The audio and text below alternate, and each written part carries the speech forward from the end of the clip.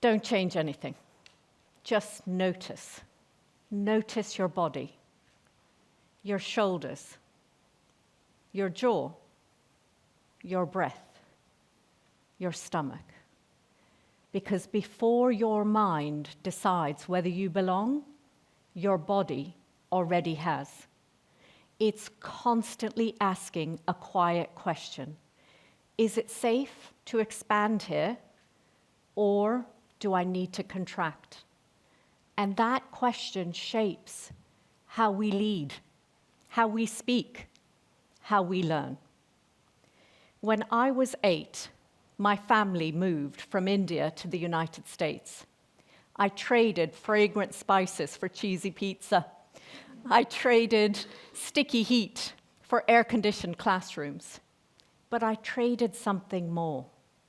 I stopped speaking my mother tongue. At school, at home, because I thought belonging sounded like English. I didn't realize I was editing parts of myself out of the picture, not because anyone asked me to, but because I was already learning that sometimes it's safer to adapt than to be fully seen. Let me take you into a moment many years later. I was sitting in a meeting at work. I had something to say. It wasn't risky. It wasn't controversial. But I froze. And in that pause, my body contracted. My breath shortened. My chest tightened. My voice disappeared before it reached the room. A conversation started in my head. How should I frame this? Should I soften my tone? Do I caveat this with an apology? I'm sorry if this sounds stupid, but...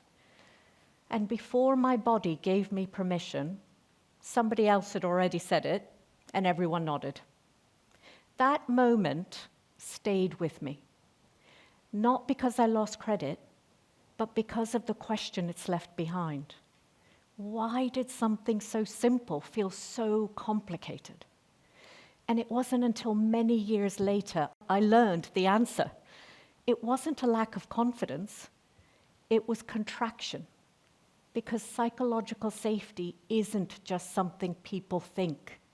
It's something we all feel. It lives in our bodies first.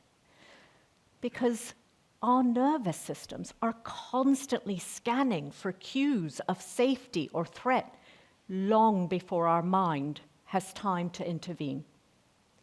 So that meeting where I was left with that question of why is the reason I've been studying psychological safety.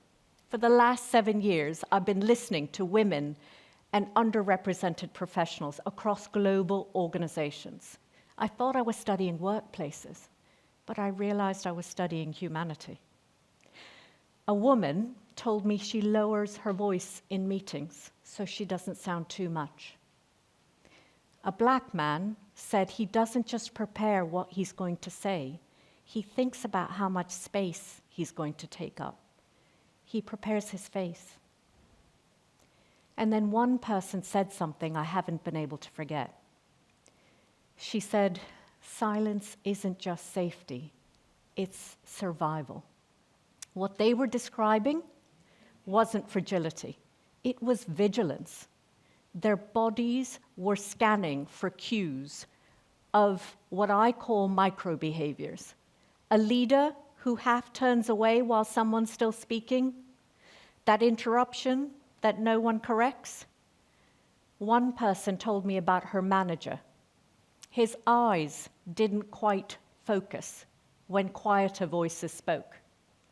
He lit up and listened to some and overlooked others. He meant well. He invited participation, but his body was telling a different story, and that story shaped the room. No one names these moments, but we all feel them. And over time, our bodies learn.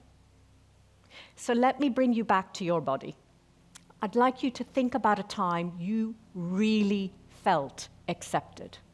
Not just included, not just tolerated, but like you could truly be yourself.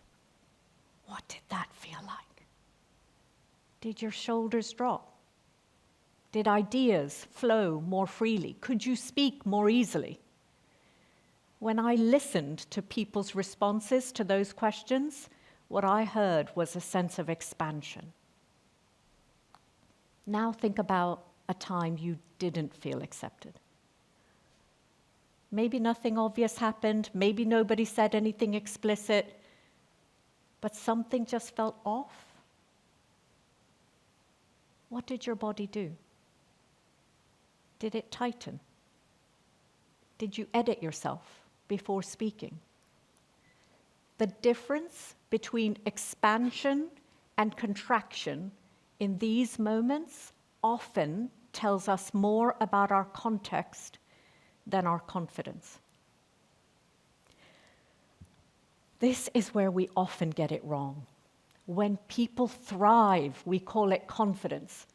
When they withdraw, we question their capability. But belonging changes behavior.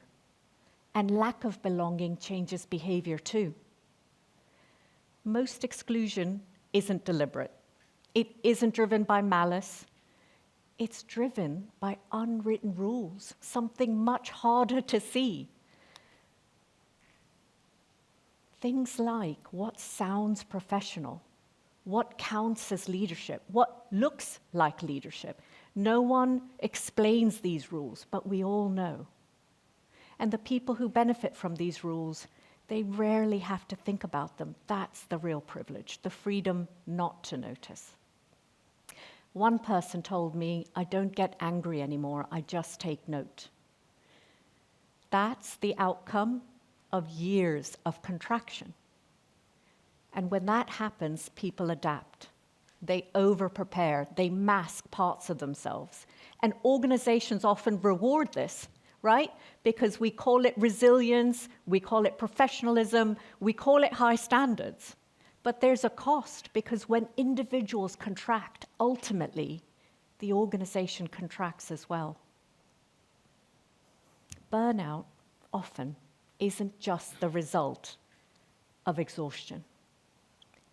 It's sustained, embodied vigilance. And that isn't an individual weakness, that's a systemic outcome. And expecting people to be more resilient while leaving conditions unchanged, that's not leadership, that's avoidance. But here's the hopeful part, because contraction doesn't have to be permanent. Safety, too, is built in micro moments. Let me share a story with you about a leader who taught me the difference between having to fit in and truly feeling accepted. So I was a young professional, and I was speaking in a meeting, and I lost confidence midway through a sentence. I started pulling back, softening my point, and she noticed. She didn't rush to fill in the silence. She didn't rescue me. And importantly, she didn't move on. She looked at me in the eyes, and she said, "Please go on. I was interested to hear where you were headed." I finished my thought, and I said more than I realized I was holding back. Her curiosity had communicated far more than her words. Your opinions matter. You are valued. That is leadership, because changing culture rarely is about grand gestures or bold declarations. It begins with attention. Who you make eye contact with, whose ideas you build on, who you wait for. Because safety isn't built once. It's built repeatedly, moment by moment, conversation by conversation. Because over time, that changes what people believe is possible. People stop performing, and they start being. Those moments give people dignity. And dignity is what allows you to exist without shrinking, to speak without rehearsing, to contribute without calculating the cost. Because the cost of doing nothing isn't just silence, it's losing people before we ever truly have a chance to hear them. So instead of asking, do people feel safe to speak? Maybe we should be asking, What are people enduring to stay silent? When I see this old photo of myself as a young child, I see someone bold, expressive, confident, and I realize something. That version of me didn't need permission to take up space. Somewhere along the way, I had learned to contract, to edit to fit in. I will never again shrink myself just to belong, and my hope is that fewer people ever feel they have to. We all know the difference between expansion and contraction. The question I want to leave you with is this: which one are you creating for the people around you? Thank you.